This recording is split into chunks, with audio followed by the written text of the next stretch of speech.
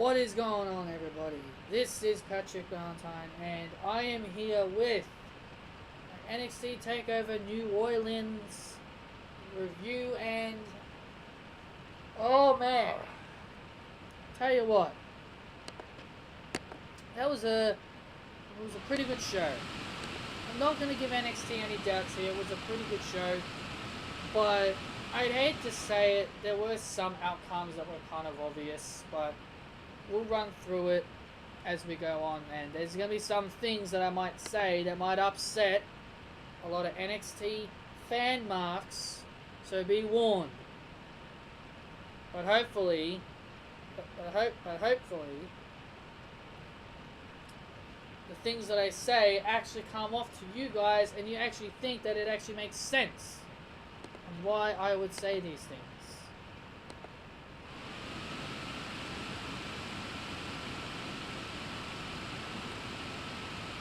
First match we had was the undisputed. The first match was the ladder match for the North American Championship. Yeah, you had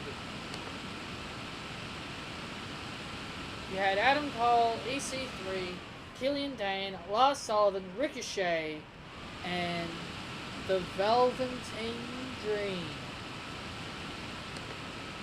I was right about one thing in my review. My predictions. What did I say Lars Sullivan and Killian Dane were in that match to do? What was the one thing I said that they were in there to do? They were in there to cause destruction. Sorry, I got an itchy nose. And that's what they did. They went in there, caused a lot of destruction. Lars Sullivan did a freak of nature off the ladder to Killian Dane. Apologies, got a bit of an itchy nose. And then off the ladder, which was close to the end. And then Lars Sullivan also placed EC3 and the Velveteen Dream through the ladders, sitting on the apron and the announce table. And then Killian Dane does the same thing. And that's when Lars Sullivan did that freak accident off the ladder. Ricochet was about to win. Ricochet, he was impressive, I'll tell you that. Ricochet was pretty good. Ricochet did a shooting star press onto the ladder on EC3. Did a moonsault. He performed a moonsault as Lars Sullivan was pushing the ladder to knock him off. And also, the Velveteen Dream did a Rainmaker elbow off the top of the ladder, which that was pretty good. Which I will say that was pretty good as well.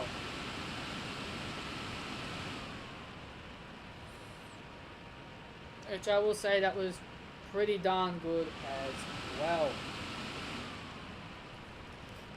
EC3 though, he really didn't do much in this match, and I was kind of disappointed that EC3 didn't really do much. Like, you bring these guys, you bring EC3 and Ricochet in.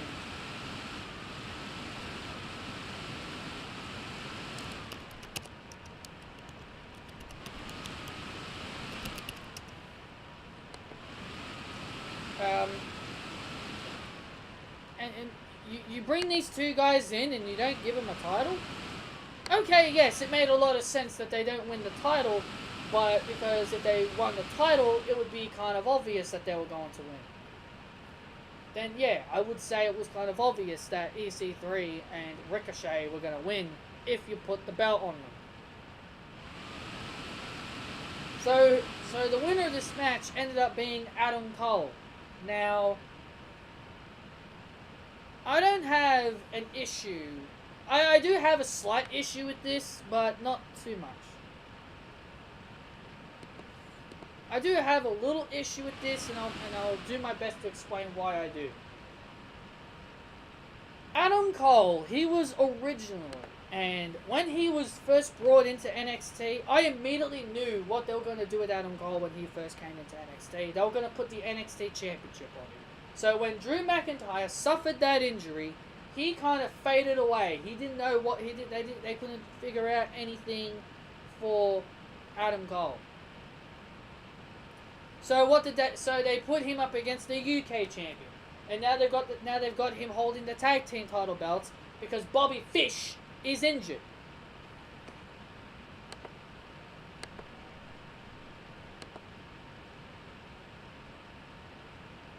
So that's that part. They're done. And then also, what is it with Adam Cole? Seriously, what is it with Adam Cole? What do people see in this guy? Which kind of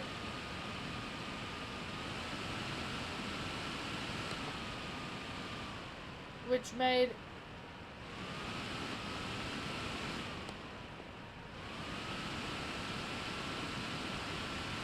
I shouldn't really be complaining too much,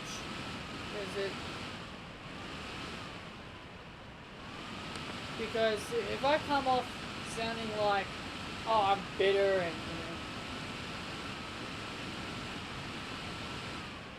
all that stuff, I'm not bitter.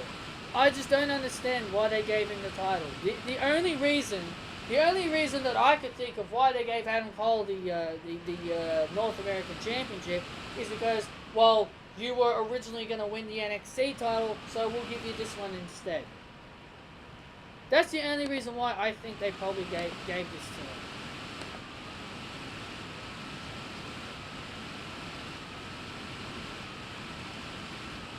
Speaking of predictability, we had a predictable matchup here. Shayna Baszler versus Ember Moon. Shayna Baszler was always going to win this match because they had Ronda Rousey and whoever her other mate was at ringside watching Shayna Baszler. Oh, gee, this outcome seems obvious. Ember Moon gets a big entrance, has the person singing her theme song. She has a live person singing her theme song. So, doesn't that obviously tell you she's losing?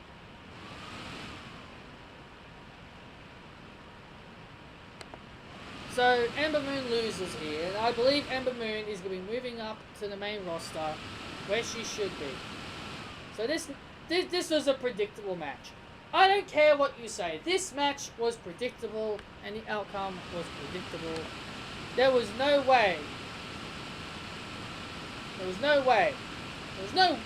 Ember Moon was going to win here. Predictable. Then we had the Undisputed Era, Adam Cole and Kyle O'Reilly defend the tag team titles against the Authors of Pain, Roderick Strong and Pete Dunne, in the final of the Dusty Rhodes Classic, all because the Undisputed Era interfered in the final. So they had the finalists battle it out against the champions, and it was not only for the championships, it was also for the Dusty Rhodes Classic trophy. Very good match here. Now, I'm not going to say this one was predictable. Well, the outcome was, but the lead up to the outcome wasn't. We had Pete Dunne perform the bitter end. He nails the bitter end, and also Kyle O'Reilly. Before I get into this part, before I get into the end of this part, Adam Cole, he got flattened at the start of this match.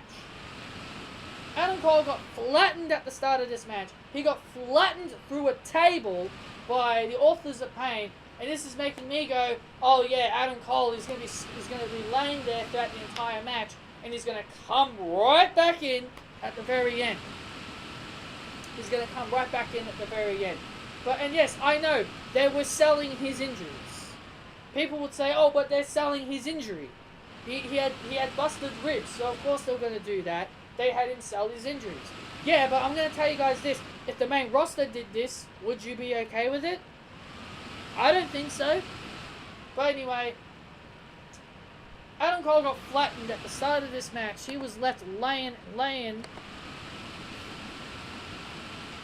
throughout the entire match. And Kyle O'Reilly was pretty much a one-man band here. I'm a one-man band! You know, he was pretty much a one-man band here against Roderick Strong, Pete Dunne, and the Authors of Pain.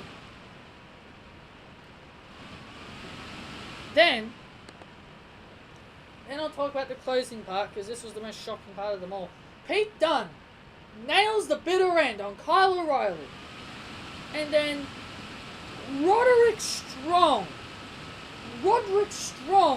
comes in and kicks Pete Dunne in the head. He breaks up the count. His own pin count. His own teammate's pin count. And nails the end of Heartache to Roderick Strong.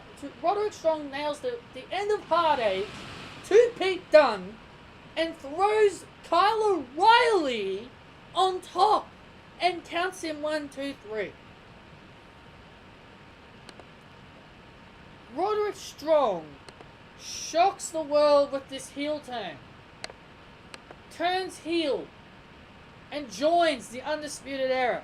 Now, I don't know how many... Now, I know there's not many people that follow me on Twitter, but I tweeted out my personal feelings that I was shocked that Roderick Strong turned heel.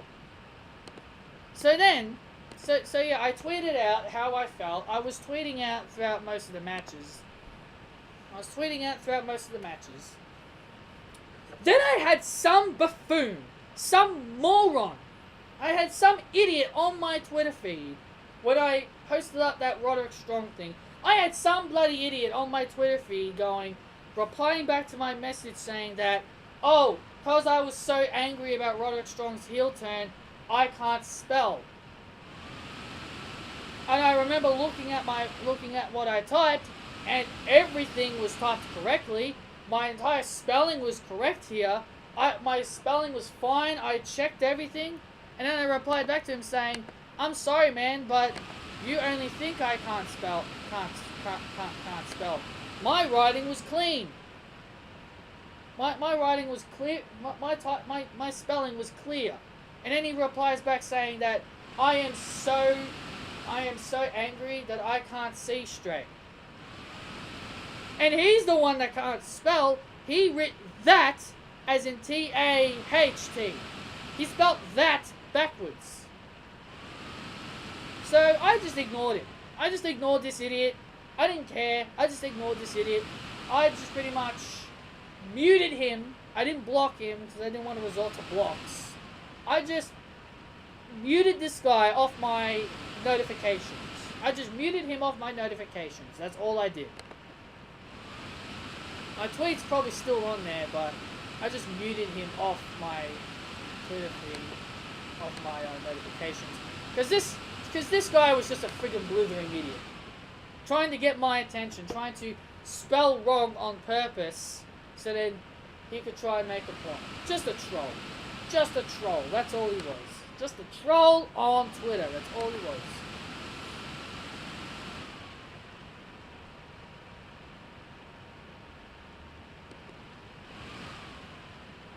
Anyway, Roderick Strong turned heel. He joined the Undisputed Era. He celebrates with the Undisputed Era on the stage, standing next to the Dusty Rhodes Trophy. My Twitter is going absolutely crazy. It's hard to keep up with what's going on Twitter. Then we have... The next match we have was Aleister Black versus Andre Cien Almas for the NXT title.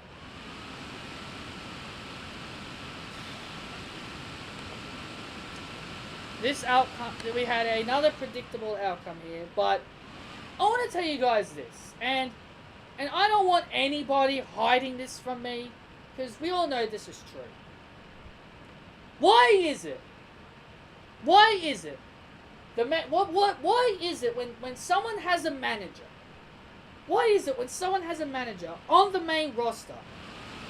On the main roster, when someone's on the main roster, and they have a manager, and all you do is bitch and whine about how this person always has someone to help him. Like The Miz, Jinder Mahal. I hate The Miz and Jinder Mahal, by the way. But I'm telling you guys this, that why are you guys complaining about these two always having backup, but you're not doing that with Andre Cien Almas? Why are you not doing it with Andre Cien Almas? I swear to freaking Christ. I swear to Christ. Zelina Vega interfered so many times in this match. Why? Why is it okay for Zelina Vega to interfere in Andre Cien Almas' matches, and you just and then I see people on Twitter going, Andre Cien Almas, what a great wrestler, what a great performance, outstanding, an outstanding performance by this guy. What's so outstanding about him? He had Zelina Vega interfere in the match 3 bloody times. She interferes in his match with Drew McIntyre. Nobody had issues with that. I didn't watch Takeover Philadelphia, so she probably interfered in the Johnny Gargano match. But seriously, how is it? How is it on NXT it's okay for Zelina Vega to interfere in every bloody match this guy has, but when it's the main roster, it's such a big issue? Why? Why? That's my question. Why? Why is it okay for Zelina Vega to interfere every single match with Andre Cien Almas and help him win the title, but when it's The Miz or Jinder Mahal or any other guy on the main roster, you have to shit all over them? Jinder Mahal is an understandable point. The guy sucks. But how? How can you rectify this? How is this any different to Jinder Mahal and The Miz? How is this any different? It's the same thing. A person is interfering.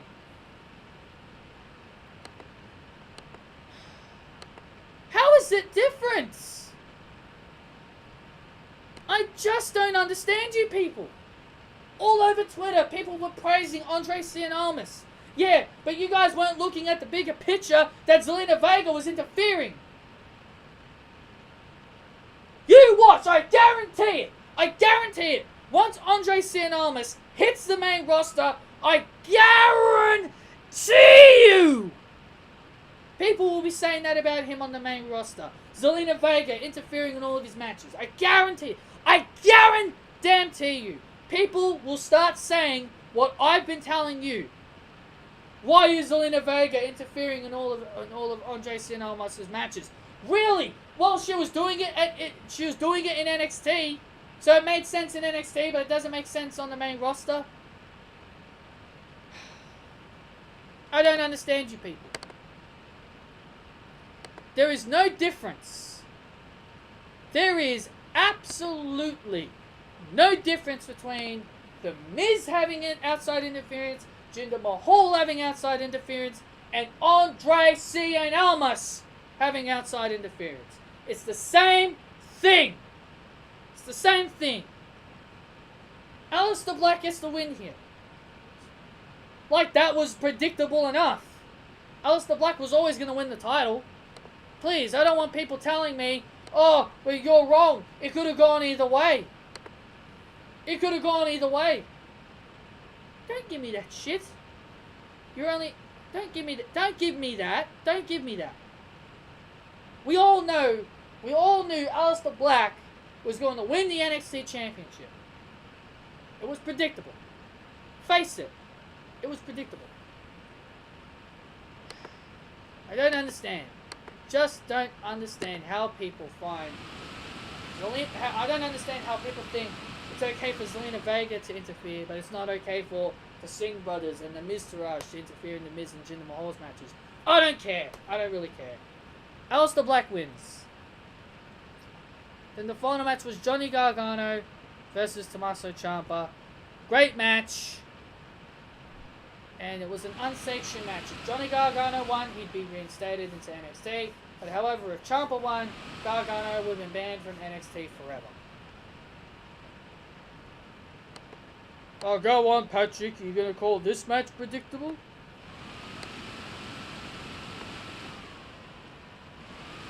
I will tell you guys this, though. tell you guys this though. I'll tell you this though. It was a good match. And in my mind, I was hovering back and forth in my mind, thinking, well, who could win this match? You know, I was hovering back and forth to try and think.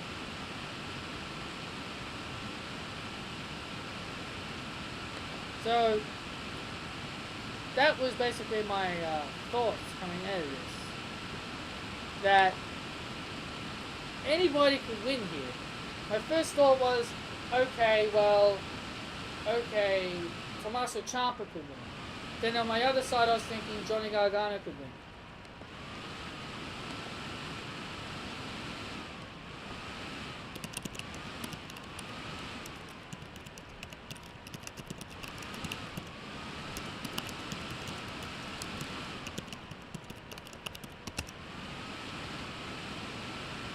So, in the end, guys, Johnny Gargano got the win. Johnny Gargano gets the win here.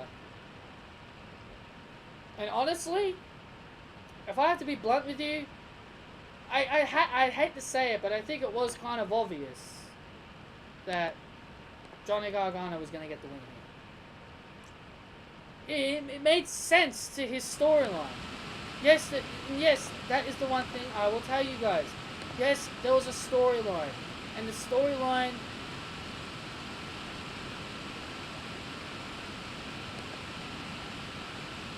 it made sense to his storyline. He was trying to get his job back. So if you want me to be fair, it made sense to his storyline for him to win. Anyway, guys, that is my NXT Takeover New Orleans review. Hope you guys enjoyed my review. And hopefully, I get some people understanding where I come from. I'll see you guys a bit later on today, because I need to get my WrestleMania 34 review out. So, predictions. Sorry, my predictions. After this video, maybe a couple of hours later, I'll do my predictions for WrestleMania. Thank you all for joining me, guys, and I'll talk to you all later.